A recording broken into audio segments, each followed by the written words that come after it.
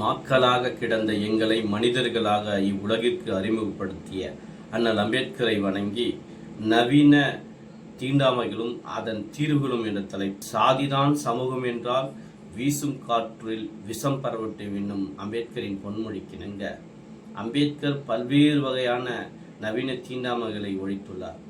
பொதுவாக மக்களின் அடிப்படை உரிமைகள், கல்வி, சமூகம் மற்றும் பொருளாதார முன்னேற்றத்துக்கான தீர்வுகள். அடிப்படை உரிமைகள் என்பது மகத் என்னும் இடத்தில் சௌதர் குலத்தில் தலித் மக்கள் தண்ணீர் எடுக்கக்கூடாது என்ற நிலையில் இருந்தபோது அங்கு பல்வேறு போராட்டங்களை நடத்தி அதற்கு தீர்வும் கண்டுள்ளார். அதற்காக அந்த ஊரில் பல்வேறு வகையான பிரச்சனைகளை முன்னிறுத்தி அதற்கான தீர்வும் கண்டுள்ளார். அது மட்டுமல்லாமல் மூப் நாய்க் என்னும் இதழை நடத்தி அதன் மூலம் சமூகத்திற்கு ஏற்படும் பல்வேறு இழுக்குகளை அந்த இதழ்களின் மூலம் தெளிவுபடுத்தி மக்களுக்கான ஒரு விழிப்புணர்வை ஏற்படுத்தினார். கல்வி நிலையங்கள் என்பது தலித் மக்களுக்கு பல்வேறு வகையான தீண்டாமையை ஏற்படுத்தும் நிலையில் இருந்தது. அங்கு அனைவருக்கும் சமமான கல்வியை புகுட்டுதல் வேண்டும் என்ற நிலையில் கல்வியில் பல்வேறு வகையான சீர்திருத்தங்களை கொண்டு வந்தார்.